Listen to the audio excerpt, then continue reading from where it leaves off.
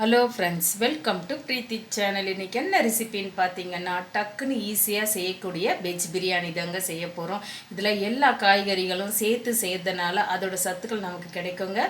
குழந்தைங்களுக்கு காய்கறி பிடிக்கலைன்னா இந்த மாதிரி நீங்கள் செஞ்சு கொடுத்தீங்கன்னா ரொம்பவே விரும்பி சாப்பிடுவாங்க. வாங்க இந்த ரெசிபியை எப்படி செய்யலான்றதை பார்க்கலாம்.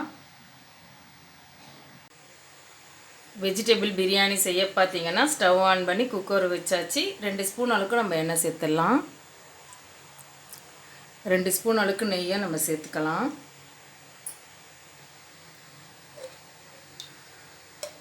இது ரெண்டுமே சூடாகி வரட்டும். எண்ணெயும் நெய்யும் சூடாயிடுச்சு. கொஞ்சமாக சோம்பு, 2 பட்டை, பிரிஞ்சி இலை, 2 ஏலக்காய், 3 லவங்கம், கொஞ்சமாக கல்பாசி எடுத்துருக்கேன். இதோட சேர்த்துடலாம். மிதமான சூட்டில் இது பொரிஞ்சு வரட்டும். மிதமான சூட்டில் இது எல்லாம் ஒன்று சேர்ந்து பொரிஞ்சு வந்துடுச்சு. ஒரு பெரிய வெங்காயத்தை நீல வாக்கில் கட் பண்ணியிருக்கேன். இதோட சேர்த்துட்றேன். வெங்காயம் வதங்கி வரட்டும். இந்த டைமில் 1 ஸ்பூன் அளவுக்கு இஞ்சி பூண்டு பேஸ்ட்டு சேர்த்துட்றேன். இஞ்சி பூண்டு பேஸ்ட்டோட பச்சை வாசனை போகிற வரைக்கும் அப்படியே கலந்து கொடுத்துடலாம். இஞ்சி பூண்டோட பச்சை வாசனை போன பிறகு ஒரு பெரிய தக்காளியை நீல வாக்கில் கட் பண்ணியிருக்கேன். இதோட சேர்த்துட்றேன். தக்காளி குழைவாக மசிஞ்சு வரட்டும். தக்காளி இந்த அளவுக்கு வதங்கின பிறகு ஒவ்வொரு காய்கறிகளாக நம்ம சேர்த்துடலாம். 1 கப் அளவுக்கு கேரட் சேர்த்துக்கிறேன். 1 கப் அளவுக்கு பீன்ஸையும் நம்ம சேர்த்துடலாம். 3/4 கப் அளவுக்கு காலிஃப்ளவரை சுடுதண்ணியில் போட்டு வாஷ் பண்ணி எடுத்து வச்சுருக்கேன். இதோட சேர்த்துட்றேன். 1/2 கப் அளவுக்கு ஓவர் நைட் ஊற வச்ச பட்டாணி இதோட சேர்த்துட்றேன்.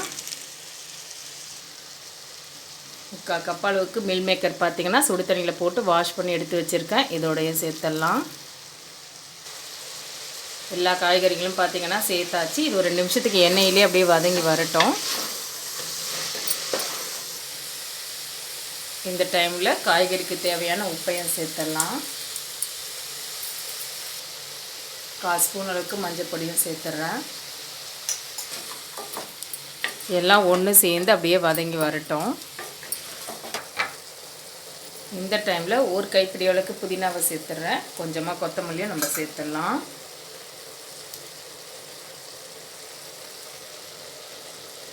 சின்ன குழிக்கரண்டியில் தயிர் கொஞ்சமாக சேர்த்துக்கிறேன். காய்கறிகள்லாம் இந்த அளவுக்கு வதங்கின பிறகு 1 ஸ்பூன் அளவுக்கு தனியாத்தூள் சேர்த்துக்கலாம். 1 ஸ்பூன் அளவுக்கு தனி மிளகாய் தூள் சேர்த்துக்கிறேன். கரம் மசாலா 1/2 ஸ்பூன் அளவுக்கு சேர்த்துக்கலாம். மசாலாவோட காய்கறிகளை அப்படியே மிக்ஸ் பண்ணி விட்டுடலாம். காய்கறிகள்லாம் இந்த அளவுக்கு வதங்கின பிறகு வெஜ் பிரியாணிக்கு தேவையான தண்ணியை சேர்த்துக்கலாம். பாஸ்மதி ரைஸ் 2 டம்ளர் எடுத்திருக்கேன். 3 டம்ளர் அளவுக்கு நம்ம தண்ணி சேர்த்துக்கலாம். 1க்கு 1.5 அளவு கரெக்டாக இருக்கும் தண்ணி.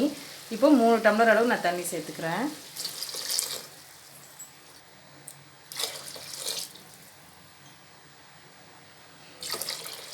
ஒரு டம்ளர் அரிசிக்கு 1.5 டம்ளர் அளவு தண்ணி எடுத்தால் கரெக்டாக இருக்கும். எக்ஸ்ட்ரா ஊற்றினா சாதம் குழஞ்ச மாதிரி ஆகிடும். இப்போ தண்ணியெல்லாம் கொதித்து வரட்டும்.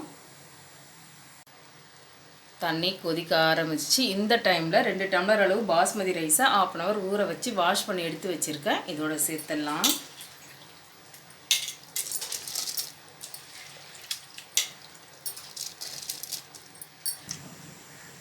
அரிசியை சேர்த்துட்டு இந்த மாதிரி லைட்டாக கலந்து கொடுத்துடலாம். தண்ணி நல்லா கொதித்து வரட்டும். தண்ணி நல்லா கொதிக்க ஆரம்பிச்சு. இந்த டைமில் இதுக்கு மேலே கொஞ்சமாக கொத்தமல்லி, கொஞ்சமாக புதினாவை சேர்த்துடலாம். இதுக்கு மேலே கொஞ்சமாக நெய்யும் சேர்த்துடலாம். இந்த டைமில் குக்கரை க்ளோஸ் பண்ணிவிட்டு விசில் போட்டு விட்டுடலாம். மீடியம் ஃப்ளேம்லேயே 1 விசில் வரட்டும், கரெக்டாக இருக்கும்.